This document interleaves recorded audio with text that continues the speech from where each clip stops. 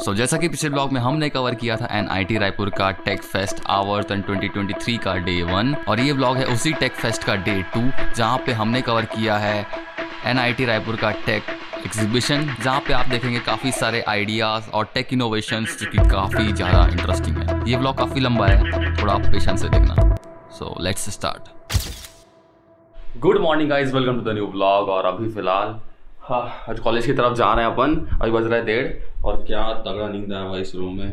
अभी ठंडी बहुत ज़्यादा बढ़ गई है ना, तो लेके उठने में बहुत ज़्यादा प्रॉब्लम हुआ है। लेकिन सो भाई फिलहाल अभी ब्रोजो भाई आ चुका है, कॉलेज चला गया था ये, और मैं मस्त यहाँ पे सो रहा हूँ।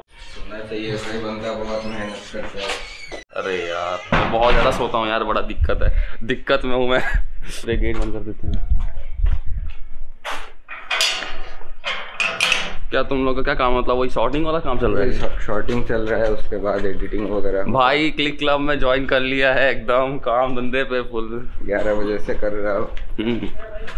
अभी भाई अपन जा रहे हैं कॉलेज की तरफ। कॉलेज में कुछ और इवेंट्स हो रहे हैं और बहुत सारे लगातार इवेंट्स चलेंगे। क्या है, एक इवेंट के बाद एक इवेंट, ऐसा नहीं, इवेंट पैरेलल में चलते सब एक साथ चल रहा है। तो फिर देखते हैं क्या सीन रहता है वहाँ, क्या क्या इवेंट्स हो रहे हैं। सो भाई अभी अपने को सुधांशु भाई भी ज्वाइन कर चुके हैं। क्या हाल है भाई? बढ़िया भाई। सुधांशु का बढ़िया ही रहता है, उसका कभी खराब नहीं रहता है। हाँ भाई, मौज में भगवान की कृपा। हाँ, जय श्री राम। जय श्री राम।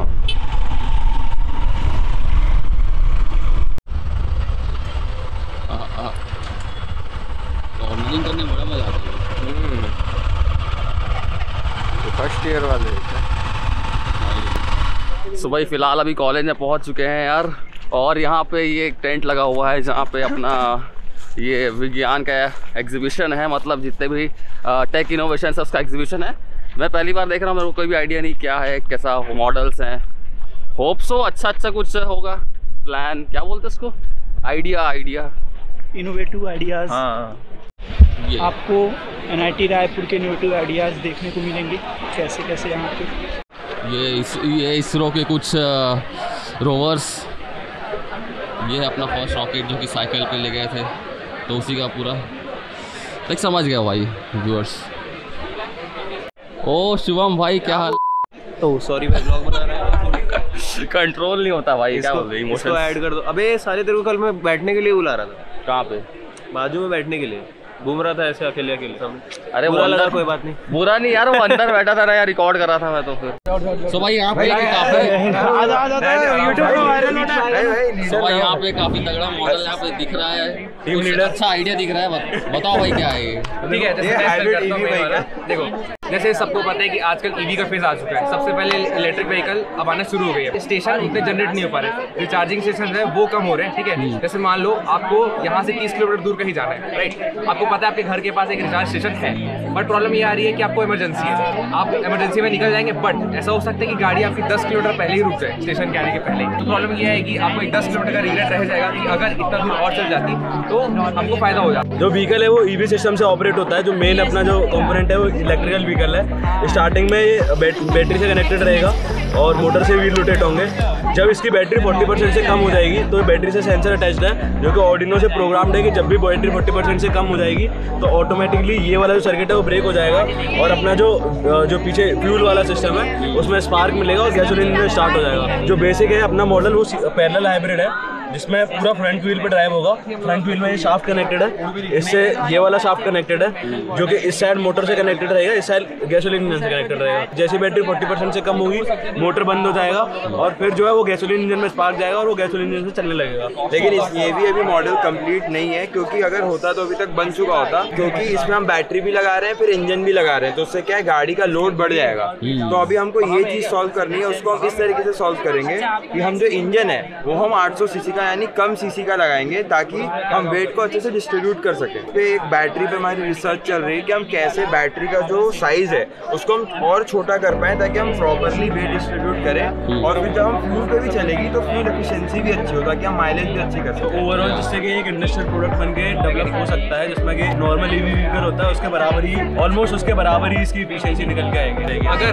लक्ष्य रात्रि ब्लॉग के थ्रू या लक्ष्य रात्रि हम लोग स्पॉन्सर करते हैं, ठीक है, हमारे मॉडल को तो सीट रन देते हैं, तो हम लोग इसको और ज़्यादा रिसर्च करके अच्छी गाड़ी बना लेंगे। Defect detection, automatic defect detection on track, railway track. जो नॉर्मली जो इंस्पेक्शन कार आती है, जो ट्रैक का वो इंस्पेक्शन करती है, वो एक फिक्स शेड्यूलिंग से आती है, 10 to 15 डेज़ या 15 to 30, कोई भी शेड्यूलिंग होती है। तो अगर 15 डेज़ के बीच में अगर कुछ प्रॉब्लम आ रही होती है, मेन ये है कि जो गैप है मिल रहा है इंस्पेक्शंस के बीच, उनमें अगर कोई डिफेक्ट आता है तो कैसे? हाँ, क्योंकि अपन रेगुलर नहीं कर सकते डेली रूटीन में। और एक है हार्ड टूरिस्ट एरिया जैसे फॉरेस्ट वगैरह, हाई एल्टीट्यूड एरिया है, उनमें जाना और डेली जाना पॉसिबल नहीं। नीड क्या है कि इस टाइम पे कि रेगुलर बेसिस पे कर सकते हैं अपन इंस्पेक्शन। तो इंस्पेक्शन करने के लिए सबसे ज़्यादा बेस्ट रहता है कि एक रोबोटिक व्हीकल उसका यूज़ कर सकते हैं जो ट्रैक पे दौड़ रहा होगा, क्योंकि जो अनह्यूमन होगा उसमें सिर्फ कैमरा इंटीग्रेट रहेगा जो रिकॉर्डिंग करता रहेगा, ट्रैक का कैप्चर करता रहेगा। जो भी जो डेटा कलेक्ट होगा वो क्लाउड में भेजेगा। जो वीडियो जो कैप्चर किया है कैमरा तो सैटेलाइट के थ्रू, हाँ, जो क्लाउड में भेजेंगे, जो सॉफ्टवेयर है उसको प्रोसेस करता जाएगा। अगर प्रोसेस करते वक्त कुछ डिफेक्ट मिलते हैं, उसको एनोमलीज पता लगती है, कुछ पता चला है, तो वो कंट्रोल रूम को भेज सकता है। तो कंट्रोल रूम को वो बता देगा कि इस टाइप का डिफेक्ट है और ये लोकेशन है। तो इसका एक इंटरफेस है। तो अगर इसको एक इंटरफेस मानेंगे कंट्रोल रूम को कैसे पता चलेगा, तो क्या पता चलेगा कि ये किस टाइप का गैप है, डेट एंड टाइम क्या है, लोकेशन क्या है। अभी तो डमी लोकेशन की जीपीएस का यूज़ नहीं करे जो व्हीकल पे यूज़ करें। तो अगर जीपीएस का यूज़ करते हैं, व्हीकल यूज़ करते हैं, तो पूरा लोकेशन बताएगा और किस टाइप का गैप है वो। अभी इसको रन करके बताता हूँ। जैसे यहाँ पे गैप है तो ये डिटेक्ट करके बता रहा है कि हाँ भाई ये यहाँ पे गैप मिला है। तो थोड़ी देर बाद में यहाँ पे मैसेज डाल दिया है, मैसेज डाल देगा यहाँ पे कि 14-19 ईयर है गैप, ये टाइमिंग आ गई, ये लोकेशन आ गई है। रेलवे के साथ इंटीग्रेट कर सकते हैं अच्छी तरह। हाँ, रेलवे के साथ इंटीग्रेट कर सकते हैं और इसके लिए परमिशंस वगैरह चाहिए होगी, क्योंकि डेटा कलेक्शन करने के लिए हमको ट्रैक पे जाना पड़ेगा। ये नॉर्मली डेटा अवेलेबल था गूगल पे, डेटा सेट को यूज़ किया। तो अगर रियल टाइम में अगर हमको जाना ही है, करना ही है, तो पहले डेटा कलेक्शन के लिए रेलवे से कोलैब करना पड़ेगा कि वो ट्रैक का इंस्पेक्शन करना पड़ेगा, किस टाइप की और डिफेक्ट और हो सकते हैं। उनका जितना डेटा कलेक्ट होता जाएगा उतने ज़्यादा एक्यूरेटली काम करता है।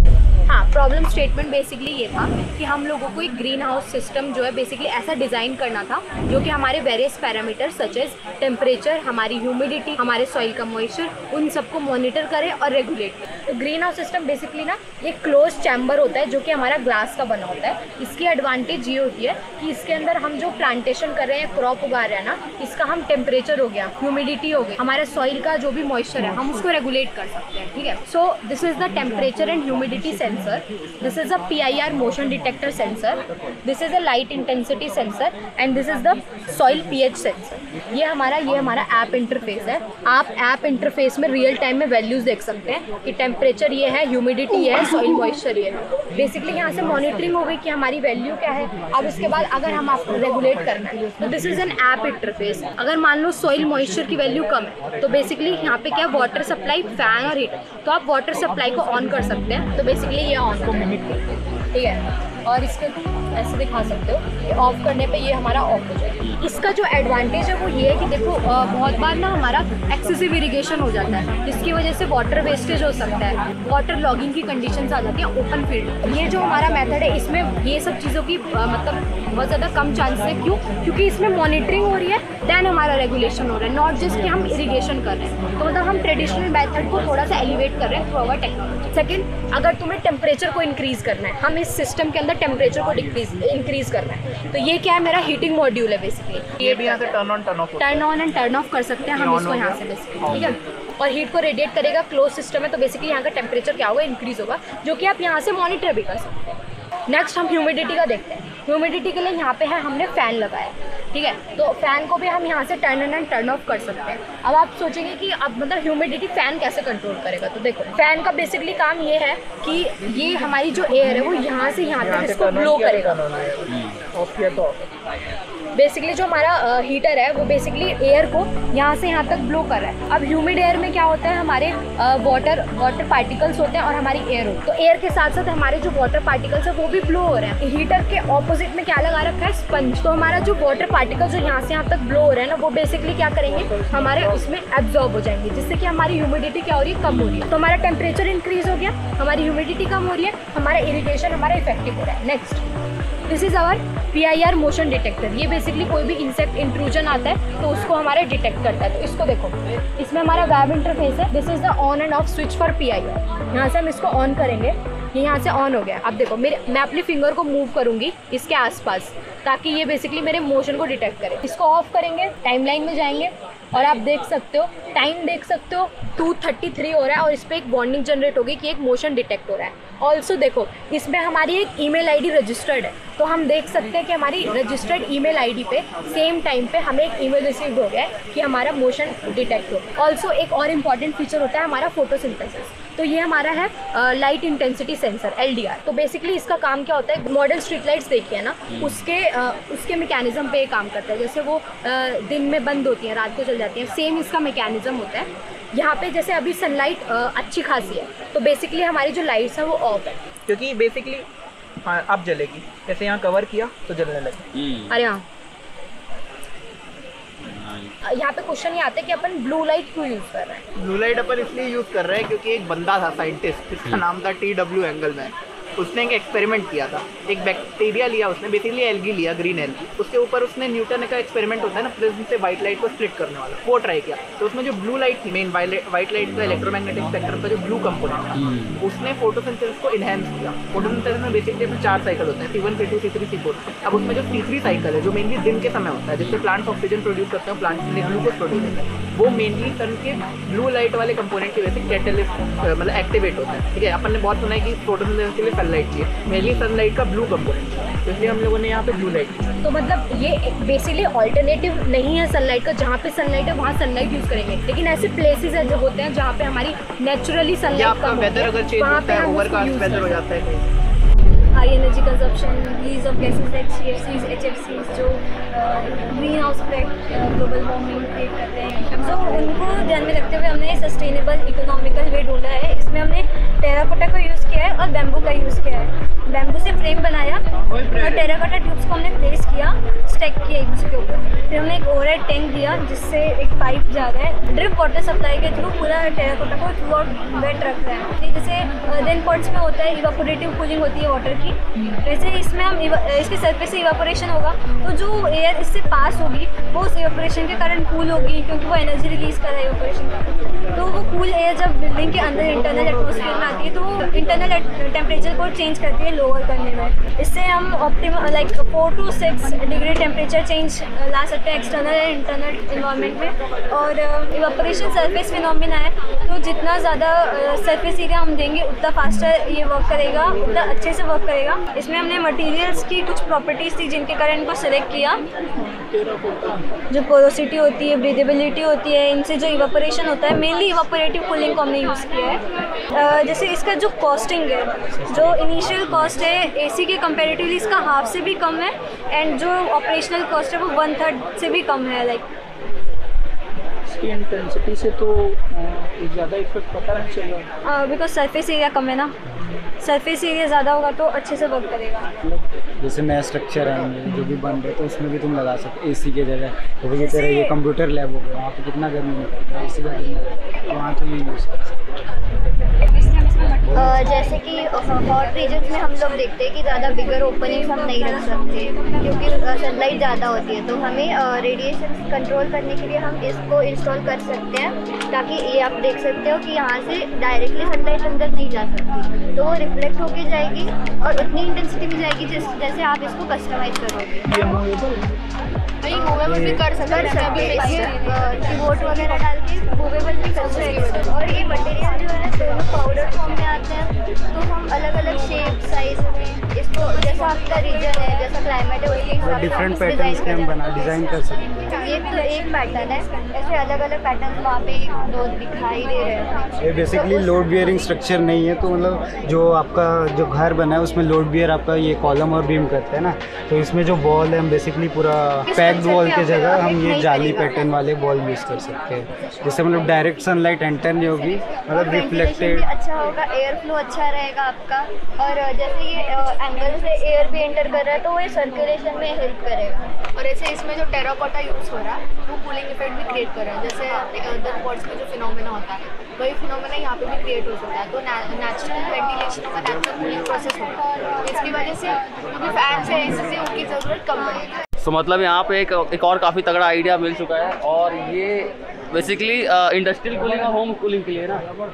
अच्छा, ये आइडिया अच्छा है, रेजर से बना है, ये काफ़ी मतलब डेजर्ट एरिया भी यूज़ होता है शायद ये, जो हॉट रीजन के लिए। तो हमारा प्रॉब्लम स्टेटमेंट बस कि हमें IoT सेंसर यूज़ करके वाटर लीकेज डिटेक्ट करना है। तो हमने एक मेन ब्रांच ली जिसमें इनलेट और आउटलेट पे 2 सेंसर्स लगाए, 1 और 2, एंड उसका ही फ्लो रेट हमें अपने ID में दिख रहा है। एंड देन जैसे ही लीकेज आता है तो the buzzer goes off and आपको पता चल जाता है कि लीकेज हुई है।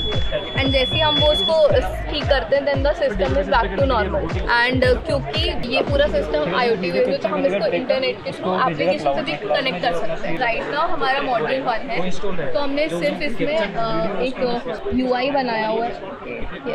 एक UI बनाया हुआ है, UI बेस्ड इंटरफेस, जिस पे हम इन फ्यूचर ट्राई कर लेंगे कि ये पूरा डेटा जो अभी आप ID में देख रहे हैं वो सिमिलरली UI में आ जाए। अभी मैं ID में दिखा रही थी, सिमिलरली वो ऐप में आप मॉनिटर कर सकते हैं, वो एफिशिएंट हो जाता है घर वालों के लिए। आप इसको रिमोटली कंट्रोल भी कर सकते हैं कि आपको कब सेंसर ऑन करके चेक करना है, कब ऑफ करना है।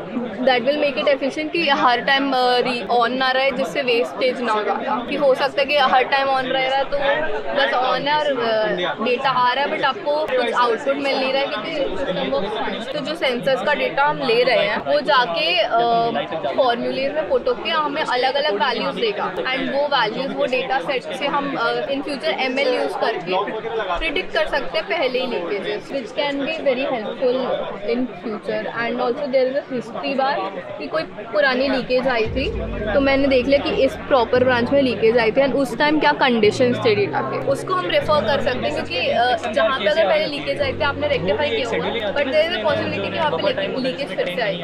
तो that's for our module. So guys मेरे को भी पता चला कि यहाँ पे अलग अलग कॉलेजेस भी आए हुए हैं, तो ये जो प्रोजेक्ट है वो BIT दुर्ग की तरफ से है। आइडिया अच्छा था। So hi everyone, my name is Prapti Sanghi and I am from second year BIT Durg and my branch is CSCAI। So guys ये जो प्रोजेक्ट आपने EC डिपार्टमेंट की तरफ से है ये अच्छी तरीके से अभी एक्सप्लेन करेंगे। चल भाई बता। ये जो हमारा प्रोजेक्ट है ये है स्मार्ट स्ट्रीट लाइटिंग सिस्टम। इसमें बेसिक एजेंडा ये है, हम स्ट्रीट लाइट्स के वर्किंग को ऑटोमेट करना चाहते हैं। आप लोगों ने देखा होगा कि कई बार जो दिन में भी ये स्ट्रीट लाइट्स चालू रह जाती हैं, कई बार ऐसा होता है कि रात को गाड़ियाँ जा ही नहीं रही है रोड से बट स्ट्रीट लाइट्स चालू हैं, तो वहाँ पे बहुत ज़्यादा एनर्जी का लॉस होता है, पावर का लॉस होता है। तो मेन हम वो उस पावर लॉस को, कंजप्शन को कम करना चाहते हैं। उसका जो लाइट पोल्यूशन है वो बहुत ज़्यादा होता है आर्टिफिशियल लाइट के कारण, तो उस आर्टिफिशियल लाइट को हम कम करके लाइट पोल्यूशन को कम करना चाहते हैं। उसके साथ साथ हम इसके मेंटेनेंस कॉस्ट को भी कम करना चाहते हैं। इसको हम IoT प्लेटफॉर्म से जोड़कर, जैसे मेंटेनेंस हो रही है, जैसे कोई बल्ब ख़राब हो गया या कुछ भी हो गया तो उसका नोटिफिकेशन हमारे पास तुरंत आ जाएगा, उससे हम मेंटेनेंस को इम्प्रूव कर पाएंगे। सपोज़ ये कोई गाड़ी है, ये चल रही है और ये सेंसर के रेंज में आ जाती है और ये ऐसे चलते हुए सपोज़ यहाँ पे आ गई, तो यहाँ पे जो लाइट है ये ऑटोमेटिक जल जाएगी, सो दैट आगे जो रास्ता है वो गाड़ी के लिए क्लियर हो जाए और उसको दिख जाए विजिबिलिटी। और अगर इनकेस नहीं भी है गाड़ी तो जो लाइट है वो थोड़ी डिम रहेगी, एकदम बंद नहीं होगी ताकि क्या एकदम अंधेरा ना हो जाए। जो दूर से इंसान अगर रास्ता देखना चाह रहा है तो वो भी उसको दिखेगा क्योंकि विजिबिलिटी रहेगी वहाँ पे। तो ये मेन हमारा बेसिक एजेंडा है, एनर्जी को बचाना है और लाइट पोल्यूशन कम करना है और मेंटेनेंस कॉस्ट को है जो वो रिड्यूस करना है। जो हमारे रिमोट एरियाज होते हैं जैसे कि आउटस्कर्ट्स हो गए सिटीज़ के, वहाँ पे ज़्यादा लोग जा नहीं पाते हैं और ना वहाँ पे ज़्यादा भीड़ होती है, बट वहाँ पे हमको लाइटनिंग वगैरह सब प्रोवाइड करना पड़ता है, तो वहाँ पे ये बहुत ज़्यादा यूज़फुल हो सकता है। छोटे मोटे कैंपसेस हो गए एम्स के, NITs के, वहाँ पे बहुत यूज़फुल हो सकता है। बेसिकली जो ये हमारा मॉडल है ये अंडर वाटर मॉनिटरिंग के लिए रोबोटिक फिश है। जैसा कि हमको यहाँ प्रॉब्लम स्टेटमेंट मिला था वो था अंडर वाटर मॉनिटरिंग के लिए, वाटर क्वालिटी टेस्ट करने के लिए। तो उस प्रॉब्लम स्टेटमेंट को कवर करते हुए हमने इसमें सेंसर इम्बेड किए हुए हैं। जो एक ये TDS सेंसर है, टेम्परेचर सेंसर है, इसके अंदर PS sensor and pressure sensor भी इम्बेडेड है। हमारी तरफ से जो एड ऑन फीचर था वो था ये camera, location sensor and gyroscopic sensor. इससे जो इसका एक फीचर है वो ये ऐड होता है कि अब ये रेस्क्यू ऑपरेशंस के लिए यूज़ हो सकता है और फिश की माइग्रेशन पैटर्न को स्टडी करने के लिए यूज़ हो सकता है। जो अब इसका मेन फीचर है वो है इसका डिज़ाइन। इसके पहले के जो डिवाइसेस यूज़ होते थे अंडर वाटर मॉनिटरिंग के लिए उस पर ब्लेड्स यूज़ होते थे जो कि वाटर में जो एक्वेटिक लाइफ जो है उनको बहुत डिस्टर्ब करते थे। फिशेस की डेथ होना, उसमें उन पे बॉडी पे कट आ जाना और अच्छे से स्टडी ना कर पाना क्योंकि डिस्टर्बेंस इतना ज़्यादा होता था।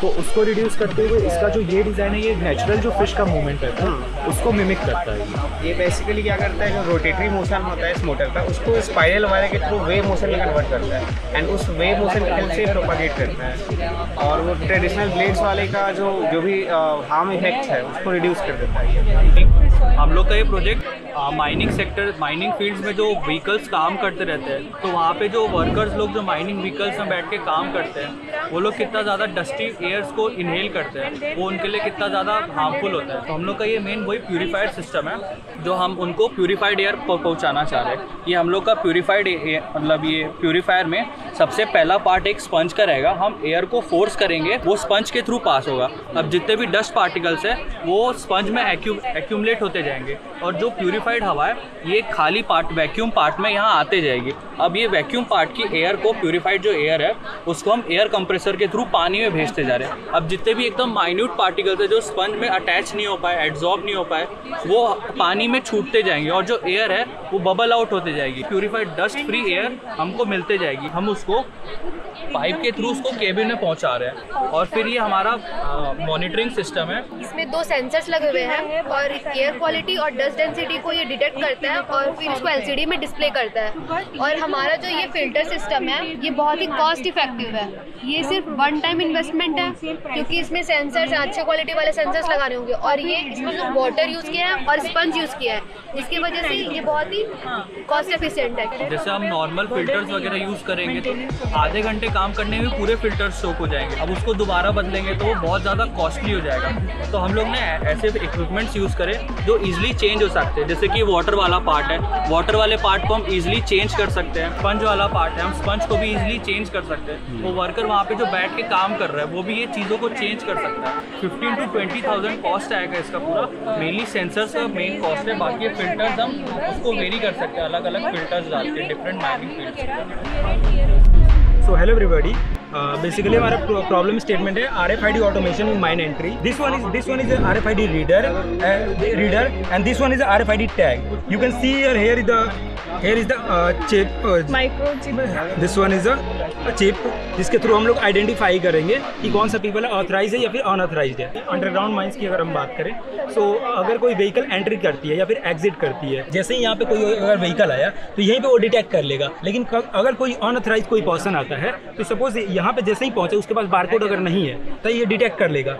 ये दिस वन इज एक IR सेंसर है, एक इंफ्रारेड सेंसर, ये डिटेक्ट कर लेगा और यहाँ यहीं से ये सर्वो मोटर है, गिर जाएगा नीचे और ये बजर बजना स्टार्ट हो जाएगा। वर्कर्स हो गए, उनकी एंट्री टाइम, वर्कर्स के एग्जिट टाइम, इससे हम लोग कैलकुलेट करेंगे एंट्री और एग्जिट से वर्कर ने कितना टाइम तक वर्क किया। उनका लोकेशन भी ट्रैक कर सकते हैं इसमें। वो अगर कहीं भी फंस जाते हैं तो हम आसानी से पता कर सकते हैं कि वो वहाँ कहाँ पर है। इमरजेंसी सिचुएशन आ जाता है कभी, इस वजह से उसका लोकेशन हम लोग ट्रैक कर सकते हैं कहाँ पे वो फंस गए हैं। ऐसा होता है मैनुअली जब हम लोग ऑपरेट करते हैं ना तो हम लोग उनका लोकेशन नहीं पता कर पाते हैं तुरंत। अगर हम लोग RFID का यूज़ करते हैं तो उसका लोकेशन ट्रैक कर सकते हैं, उसको तुरंत जाके हम लोग उसको बचा सकते हैं। Suppose 50 peoples are working in the underground mines, 45 people suppose बाहर आ गए, 5 peoples has been left in the underground mines. तो हम लोग अगर इसका यूज़ करते हैं तो इंसिडेंटली पता कर देगा कि कौन कौन से लोग बचे हुए हैं और उनका एग्जैक्ट लोकेशन पता कर लेगा ताकि उनको हम हेल्प पहुँचा सकें। ये टेक्नोलॉजी का यूज़ होता है लेकिन माइंस में नहीं हुआ है आज तक। तो इस टेक्नोलॉजी का यूज़ हम लोग देख सकते हैं बेसिकली मॉल्स में इसका यूज़ होता है कि अगर हम लोग लेके जाते हैं कपड़े वगैरह खरीदते हैं, अगर हम लोग बिना पे किए जाते हैं तो सायरन बजने लग जाता है। अगर हम लोग उसको पेमेंट करके जाते हैं, जो QR कोड होता है उसको लोग डीएक्टिवेट कर देते हैं, फिर उसके बाद हम जब लेके जाते हैं तो सायरन नहीं बजता। इसी एप्लीकेशन का यूज़ करके हम लोग माइंस में इसको बनाने की कोशिश की है। Exactly this.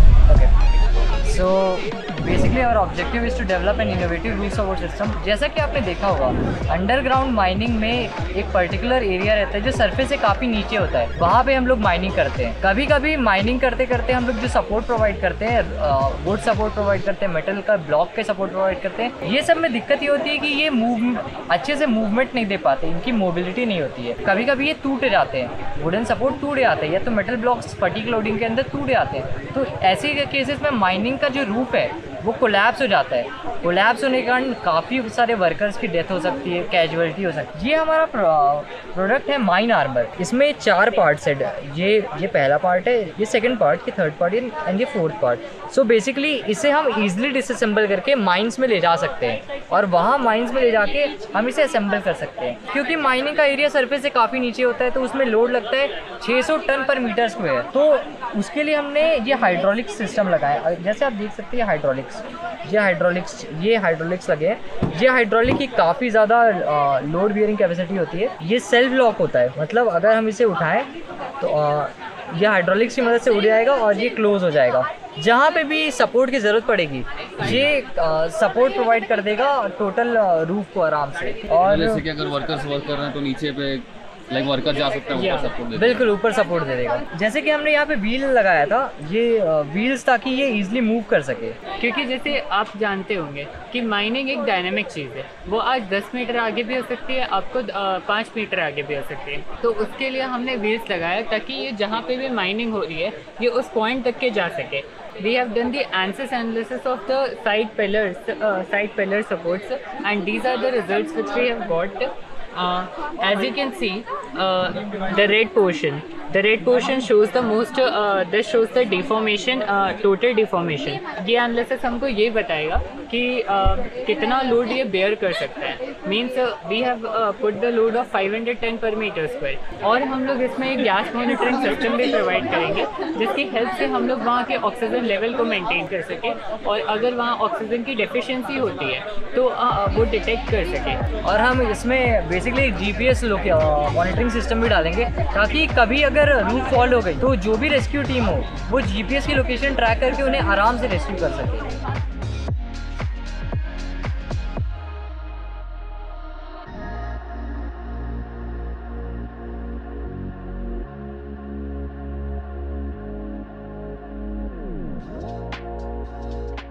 सो गाइस फिलहाल अभी यार मेस पे आ चुके हैं। इतने सारे प्रोजेक्ट्स है भाई कवर कर करके लाइक हालत ख़राब हो गया।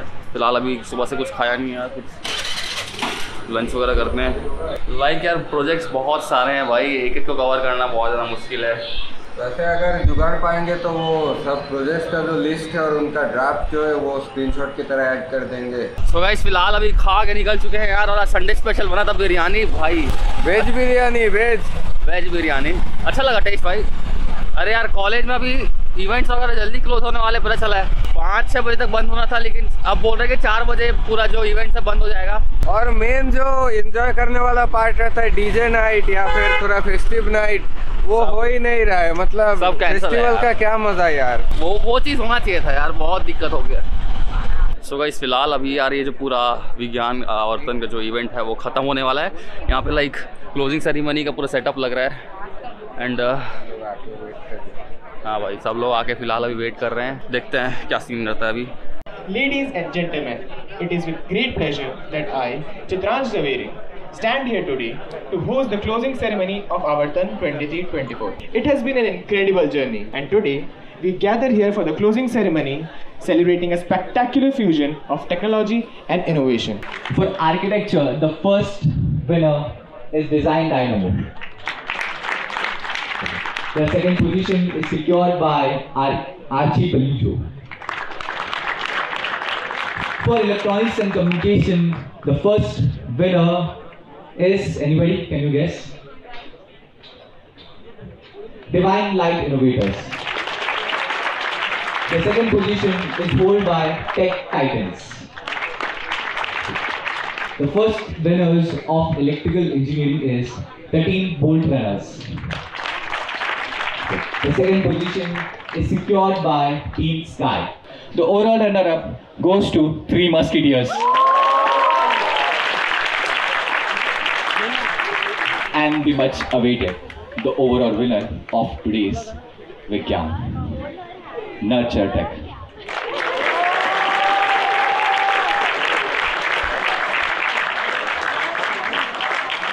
See, we are all a part of the Institute of National Importance. I was fortunate to come here and see the efforts of all the participants.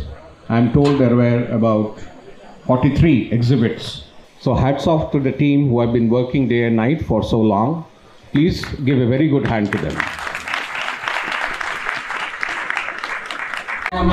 अधिनायक जय हे भारत भाग्य विधाता, पंजाब सिंध गुजरात मराठा द्राविड़ उत्कल बंगा, विंध्य हिमाचल यमुना गंगा उच्चल जलधि तरंगा, तव शुभ नामे जागे, तव शुभ आशीष मांगे, गाहे तव